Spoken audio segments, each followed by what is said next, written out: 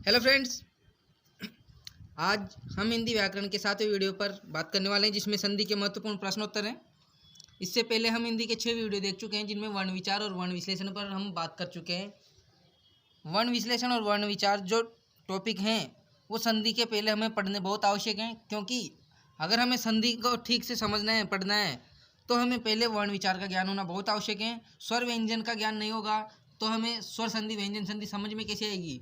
इसी प्रकार हम आगे की वीडियो भी लाते रहेंगे प्रश्नोत्तर शैली में। तो आइए वीडियो को स्टार्ट करते हैं। और जिसने भी वो पिछले वीडियो नहीं देखे हैं, चैनल पर जाकर पिछले वीडियो ज़रूर देखें, क्योंकि संधि ऐसा टॉपिक है जो हर एग्जाम में आता है। जहाँ पर हिंदी है वहाँ पर संधि तो है ही, आपको पता है। और संधि के क्वेश्चन जरूर आते हैं, 3-4 प्रश्न हर एग्जाम में मिलते हैं देखने को। और संधि समझने से पहले हमें वर्ण विचार समझना बहुत जरूरी है। तो आइए वीडियो की स्टार्ट करते हैं मोटिवेशनल कोटेशन के साथ। सीढ़ियाँ बेशक उन्हें मुबारक जिन्हें छत पर जाना है, अपनी तो मंजिल है आसमां, रास्ता भी खुद ही बनाना है। अपनी मंजिल तो क्या है, आसमां है, और रास्ता भी हमें खुद को ही बनाना है, खुद को ही करना है। जो करना है, मेहनत करनी है हमें, और मेहनत के बलबूते ही अपने लक्ष्य को पाना है। तो आइए वीडियो को स्टार्ट करते हैं। संधि का आज पहला प्रश्न देखते हैं, और वीडियो को अधिक से अधिक लोगों को शेयर कर दीजिए। तो आज का पहला प्रश्न है, संधि किसे कहते हैं या संधि कहते हैं। एक मिनट।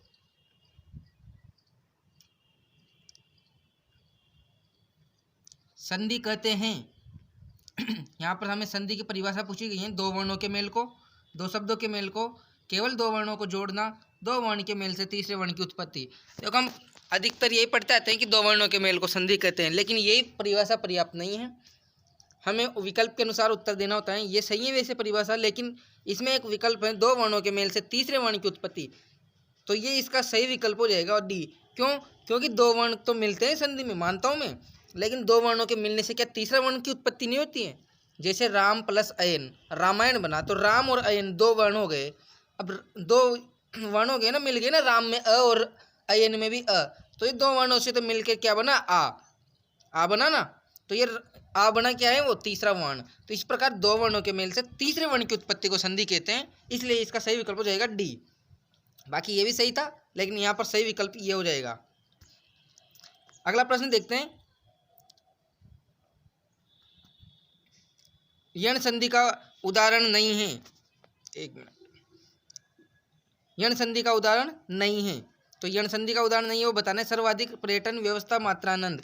तो देखो, आपको बता दो यण संधि में क्या होता है। इसमें ई के पहले आधा वर्ण, सॉरी, ये के पहले आधा वर्ण होता है, व के पहले आधा वर्ण होता है, और र के पहले भी आधा वर्ण होता है।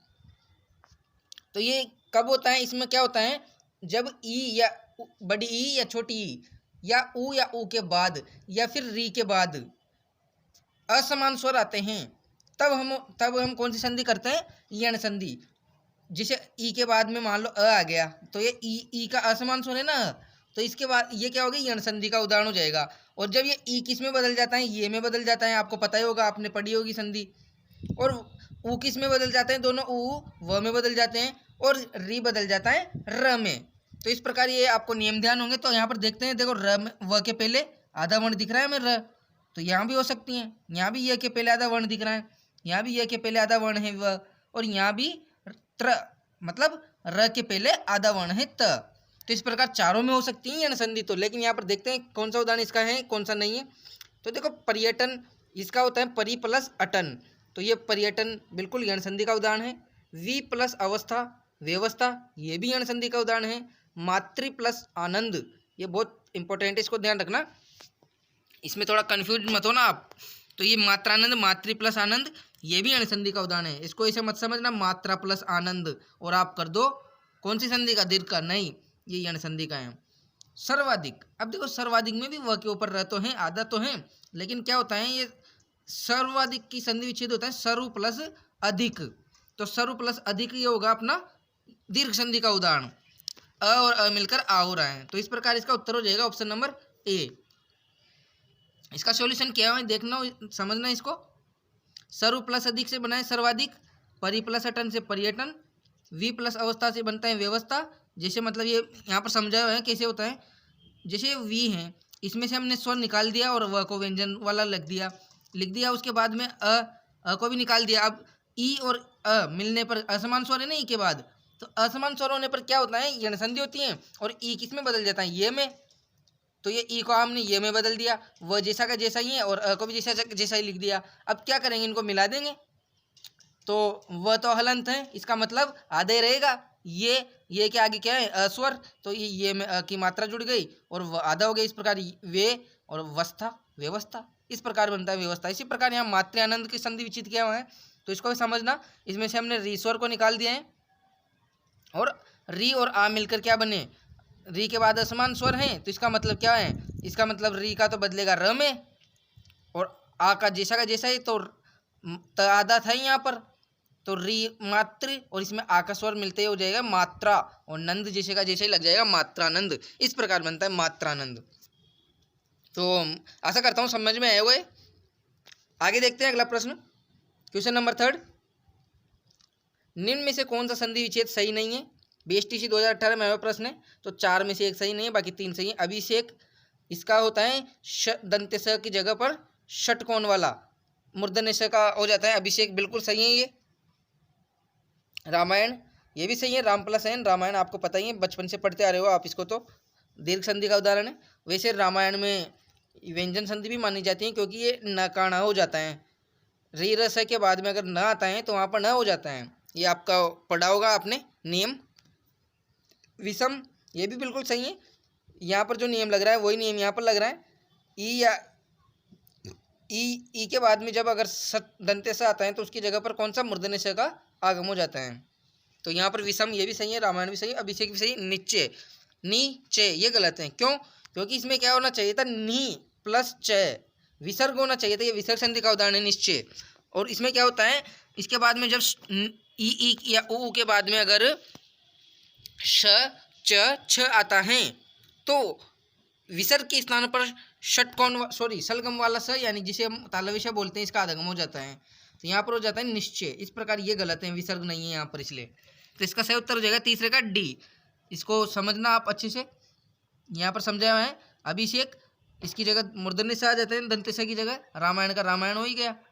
विषम, इसकी जगह भी वही नियम लग रहा है जो यहाँ पर लग रहा है, और नी प्लस च इससे बनता है निश्चय। अगला देखते हैं क्वेश्चन नंबर 4। निम्न में से कौन सा असुमेलित है। यहाँ पर एक असुमेलित है, वो बताना है हमें। तो यहाँ पर व्यंजन संधि के उदाहरण दिए हुए हैं, त या द का नियम है यहाँ पर व्यंजन संधि में। तो देखते हैं वो कौन सा है। तो देखो पहला है मत प्लस सर, ये इसका होता है मच्छर, बिल्कुल सही है, ये मच्छर होता है। क्यों, इसमें एक नियम आता है अपने कि त या द के बाद में, यदि त या द के बाद में तालव्य श आता है तो इस तालव्य श का तो क्या हो जाता है छ, और ये त या द किस में बदल जाता है, च में। अब च अगर त आधा है या द आधा है तो च आधा हो जाता है, और श भी आधा है तो ये छ भी आधा होता है, और पूरा है तो पूरे हो जाते हैं। मतलब पूरा आधा समझते हो ना आप, व्यंजन स्वर से बोले जाते हैं, स्वर की सहायता से। तो स्वर सहित हो जाता है वो पूरा होता है, और जो आधा होता है वो व्यंजन होता है। तो यहाँ पर त का क्या हो गया च, और श का हो गया छ। इस प्रकार मच्छर सही है। इसी प्रकार उत्लिखित, यहाँ अलग नियम लग रहा है। यहाँ पर कौन सा नियम लगता है संधि का, कि त या द के बाद में च ज ल ट ड वर्ण आए अगर, तो उस त या द का क्या किस में परिवर्तन हो जाता है। अगर च आता है तो च में परिवर्तन हो जाता है, ज आता है तो उस त या द का ज में परिवर्तन हो जाता है, ल आता है तो ल में परिवर्तन हो जाता है, ट आता है तो ट में, और ड आता है तो ड में। जैसे आपने देखा हुआ तट प्लस टीका, तट्टिका, ये उदाहरण है इसके। इसी प्रकार है उत प्लस लिखित, अब इस त का किस में परिवर्तन हो गया, ल में, और लिखित में ल था, तो इस प्रकार उल्लिखित हो जाता है। और हम लिखते हैं उल्लेखित, उल्लेखित कोई शब्द नहीं होता है, शुद्ध शब्द होता है उल्लिखित। हाँ, उल्लेख शब्द जरूर होता है, इस प्रकार ध्यान रखिए, शुद्ध में पूछे जाते हैं।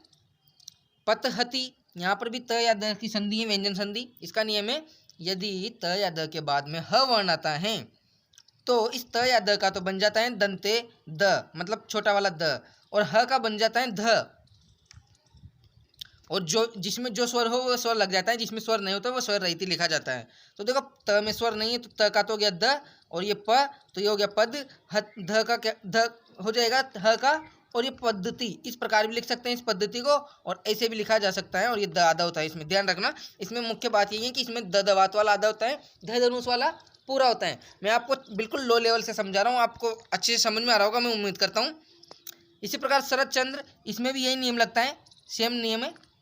सॉरी, ये वाला नहीं, ये वाला नियम, ये नहीं, ये वाला उत प्लस लिखित वाला नियम लगता है। त या द के बाद में अगर च ज ल ट ड वर्ण आता है तो क्या हो जाता है, वो द या द उसी वर्ण में बदल जाता है जो आता है। तो यहाँ पर शरद चंद्र नहीं होना चाहिए था, यहाँ पर होना चाहिए था शरद चंद्र, 2 बार च आता है यहाँ पर। तो इस प्रकार समझ में आया होगा। देखते हैं अगला प्रश्न, क्वेश्चन नंबर 5। इसमें पूछ रहा है निम्नलिखित में से किसका संधि विच्छेद और संधि सही है, संधि शब्द कौन सा सही है। ये इसे संधि विच्छेद बोलते हैं, इसे संधि शब्द आप जानते होंगे। तो देखते हैं, बहु प्लस उक, ये गलत है। भावुक शब्द अयदि संधि का उदाहरण है, स्वर संधि में आती है अयदि संधि। 5 प्रकार होते हैं स्वर संधि के, आपको पता है ना। तो भावुक का होता है भव प्लस उक, तो ये होना चाहिए था, इस कारण ये गलत है। भानुदे, तो देखो भानुदेव ये तो सही है संधि शब्द तो, लेकिन यहाँ पर संधि विच्छेद गलत है। इसमें छोटे ऊ की मात्रा वाला नु आता, भानु प्लस उदय, तब सही होता। इसी प्रकार परिष्कार, ये भी बिल्कुल सही है। आप इसमें कन्फ्यूज मत होना, विसर्ग संधि मत समझना और परिहेय मत कर देना इसको, ये गलत हो जाएगा। इसमें क्या होता है, व्यंजन संधि का नियम है कि परी के बाद में जब क वर्ण आता है तो क से पहले मूर्धन्य श का आगम हो जाता है। किसका? मूर्धन्य श का आगम हो जाता है क से पहले। इस प्रकार परी के बाद में क आने पर मूर्धन्य श यानी कि परिष्कार बन जाता है। तो ये भी सही है, ये भी सही है, ये भी सही है। मनोरंजन, ये गलत है। इसका कारण क्या है, विसर्ग संधि में एक नियम है अपना, जिसमें क्या होता है, अगर उसके बाद में अ या अ के बाद में र वर्ण आता है तो उसका क्या हो जाता है, विसर्ग का ओ हो जाता है। वैसे र वर्ण ही नहीं, इसमें वर्ण तो और भी आते हैं, सघोष वर्ण पढ़े ना आपने, घोष अघोष। तो घोष वर्ण आता है ना, अगर अ या अ के बाद में विसर्ग हैं और उसके बाद में भी अगर अघोष वर्ण सघोष वर्ण आते हैं, और सघोष वर्ण में बता ही चुका आपको कौन कौन से होते हैं, वर्ग का तीसरा चौथा पांचवा, यर लवह और सभी स्वर। तब क्या होता है, इस विसर्ग का ओ में बदल जाता है, ओ में परिवर्तन हो जाता है। तो यहाँ पर ओ में परिवर्तन नहीं किया और वैसा का वैसा ही लिख दिया, इसलिए यहाँ पर गलत हो जाएगा। यहाँ पर होना चाहिए था मनोरंजन। तो अच्छा लगे तो वीडियो को अधिक से अधिक शेयर कर दीजिए लोगों को, और कमेंट बॉक्स में कमेंट करके जरूर बताएं किसके कितने क्वेश्चन राइट निकल रहे हैं। निम्नलिखित में से किस शब्द की संधि सही नहीं है, फर्स्ट ग्रेड में आया हुआ प्रश्न। ये भी एक क्वेश्चन, इंपॉर्टेंट क्वेश्चन लाया हूँ मैं जो भी है। तो देखो शीत ऋतु, इसमें शीत ऋतु बनता है, बिल्कुल सही है। और ये कौन सी संधि का उदाहरण, तो मैं आपको बता दूं, ये गुण संधि का उदाहरण है। दु प्लस अवस्था, दुरावस्था होना चाहिए था, यहाँ पर दुरावस्था लिखा हुआ है जो कि गलत है। विसर्ग जब उ या उ जब ई या उ, दोनों ई या उ आते हैं, उसके बाद में अगर कोई भी घोष वर्ण आता है तो इस विसर्ग के स्थान पर क्या हो जाता है, र में बदल जाता है, ये हलंत वाले में, और मिलने वाले स्वर की मात्रा लग जाती है। अब यहाँ पर मिलने वाला स्वर अ है, और दू के बाद र, अब र में अस्वर जोड़ेगा तो रा थोड़ी होगा, रही तो रहेगा। तो इस प्रकार दुर्वस्था होना चाहिए था, ये क्या होना चाहिए था, दुर्वस्था। ये शुद्ध में पूछा जाता है, तो इसको भी ध्यान रखिए। और विसर्ग संधि में अगर कभी भी आपसे उपसर्ग पूछे जाए, विसर्ग संधि के उदाहरण है, तो वहाँ पर ऐसे संधि जैसे दुर, दु, नी ऐसे होते हैं ना, वहाँ पर दुरुपसर्ग होता है, और जहाँ पर नी विसर्ग के लगा होता है वहाँ पर निरुपसर्ग होता है, ये ध्यान रखना। तो यहाँ पर उपसर्ग की भी ध्यान रखना आपको। इसी प्रकार मातृच्छा पर बात करते हैं, तो ये भी अपने यण संधि का उदाहरण है, स्वर संधि की। तो री के बाद में असमान स्वर मिलने पर क्या होगा, ये री किस में बदल जाएगा, र में बदल जाएगा, आपको पता है। और ई की मात्रा लग जाएगी तो ये हो जाएगा री। अब यहाँ पर त आधा है, तो आपको पता है त और र से मिलकर कौन सा बनता है, त्रि, त्र, और इसमें ई की मात्रा लगती है त्रि। इस प्रकार हो जाएगा मातृच्छा। और न प्लस इति, ये गुण संधि का उदाहरण है, नेति, बिल्कुल सही है ये भी। 6 नंबर का आंसर हो जाएगा दुअवस्था वाला, यहाँ पर दुरावस्था नहीं दुर्वस्था होना चाहिए था। नेक्स्ट क्वेश्चन पर चलते हैं। आज का 7वां क्वेश्चन है, पितृ अनुमति में कौन सी संधि है, एलडीसी में वो प्रश्न है। तो पितृ अनुमति देखने पर पता चल रहा है री के बाद में असमान स्वर हैं, तो कौन सी संधि होती है, यण संधि। कहीं पर जाने की आवश्यकता ही नहीं है। पितृ अनुमति इसका सही होता है, पितृ अनुमति इसमें होती है यण संधि। और इसको आप समझ लीजिए, इस फोटो के द्वारा समझ लीजिए। देखो ये भावुक का, ये भानुदय में ये वाला, और ये मनोरंजन का मनोरंजन, और ये अपना पितृ अनुमति, इससे बनता है पितृ अनुमति। विवाहेतर, ये अगले प्रश्न पर बात नहीं की अभी, उस देखते हैं। आज का 8वां प्रश्न है अपना, तो इसका 7वें का हो जाएगा ए। 8वें में कौन सी गुण संधि का उदाहरण नहीं है? फर्स्ट ग्रेड में आया हुआ प्रश्न है ये भी। विवाहेतर, उत्तरोत्तर, अंततोगत्वा, प्रोज्वल। तो गुण संधि के उदाहरण जैसे लग रहे हैं। गुण संधि में क्या होता है, हमें एक मात्रा विधान दिखाई देती है, ए ओ इनकी मात्रा दिखाई देती है, और चारों में दिख रहे हैं। कन्फ्यूज करने के लिए दिया गया है ये प्रश्न। तो देखते हैं इसको।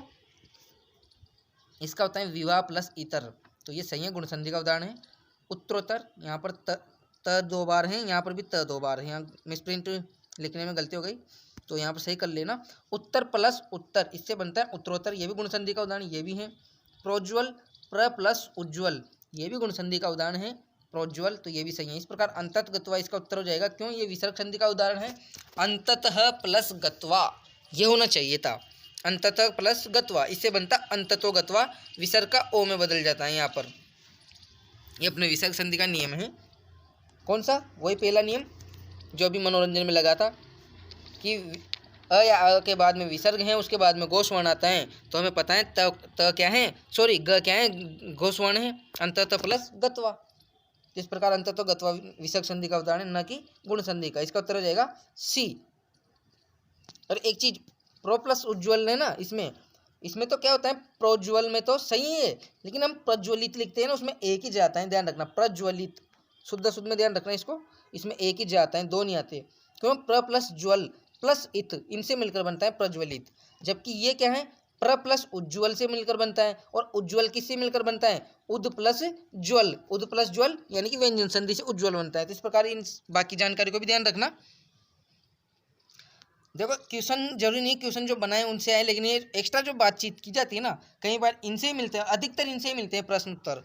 तो इन बातचीत को अच्छी से समझना और ध्यान रखना। तो इसको देखते हैं हम।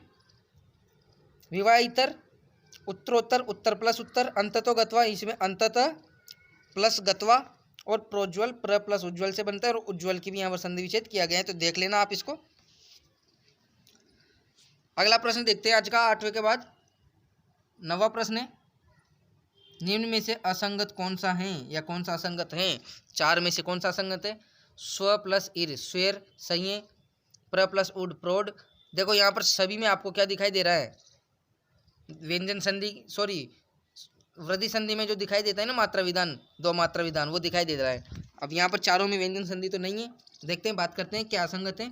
स्व प्लस इर, ये अ और ई मिलने पर गुण संधि में एक मात्रा लगनी चाहिए, यहाँ पर 2 लग रही हैं, तो ये अपवाद स्वरूप है।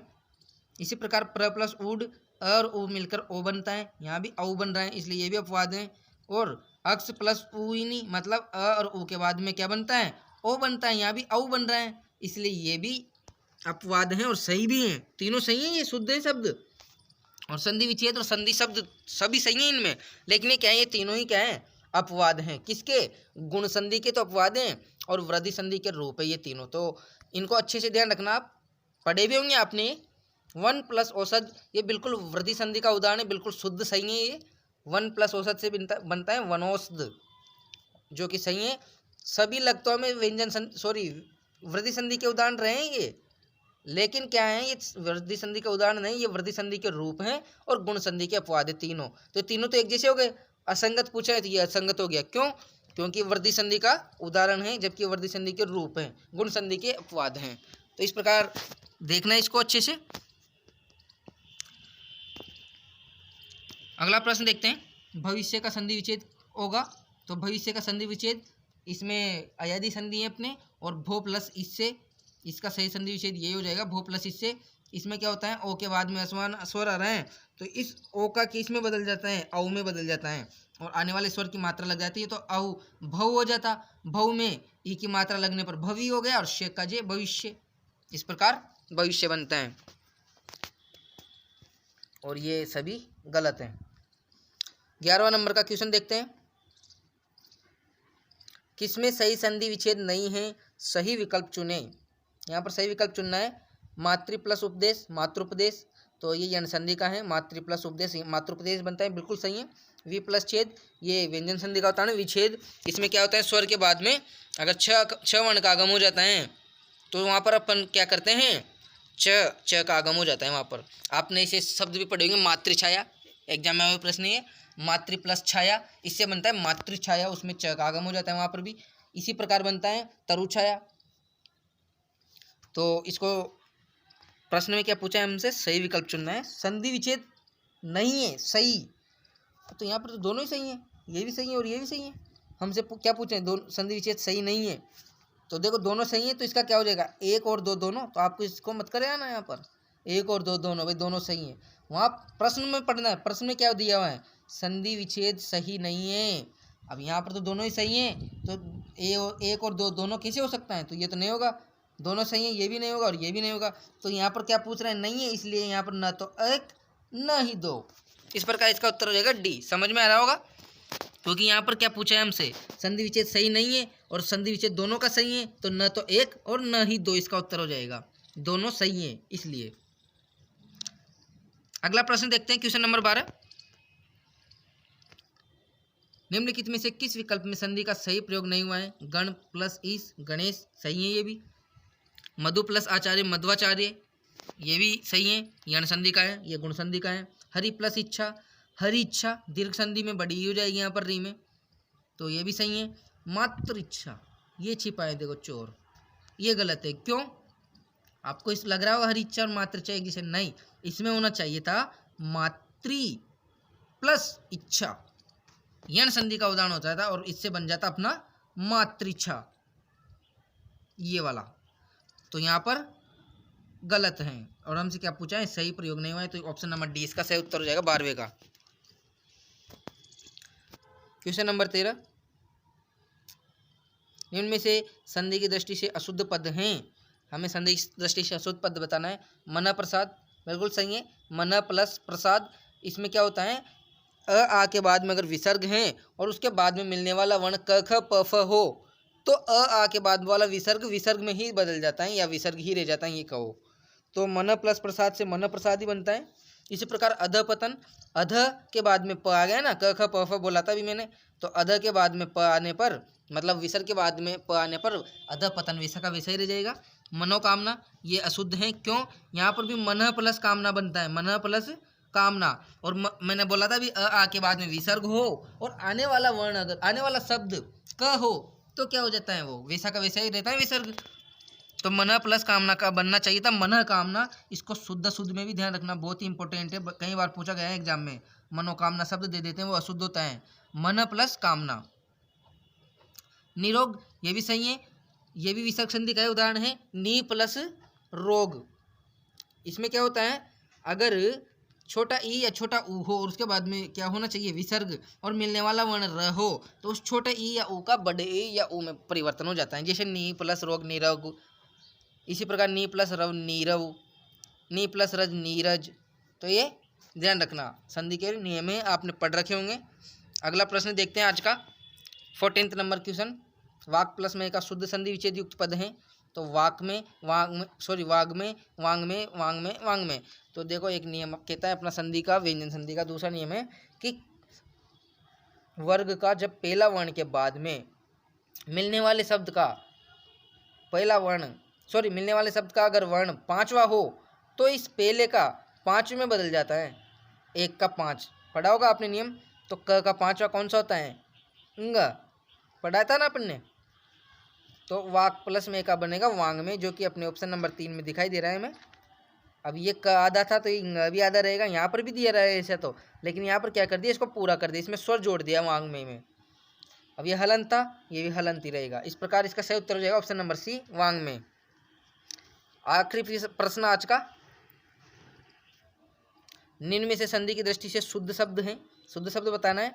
मनोचिकित्सक, नीरव, अंतमुख, पयपान। तो देखो यहाँ पर देखने पर पता चल रहा है, मैं बताता हूँ मैं आपको, ये है अपने विसर्ग संधि का उदाहरण है, मन प्लस चिकित्सक। और इसमें नियम लगता है जिस पर हम पहले बात कर चुके, नी प्लस च वाला नियम लगता है इसी में। वही श च छ का आगम होता है, श च छ आता है अगर विसर्ग के बाद में, तो उसमें क्या होता है, तालव्य श का आगम हो जाता है। स्वर्ग। अब मन प्लस चिकित्सक, तो इसमें क्या होता मनश्चिकित्सक, मनश्चिकित्सक, तो ये होना चाहिए था अपना।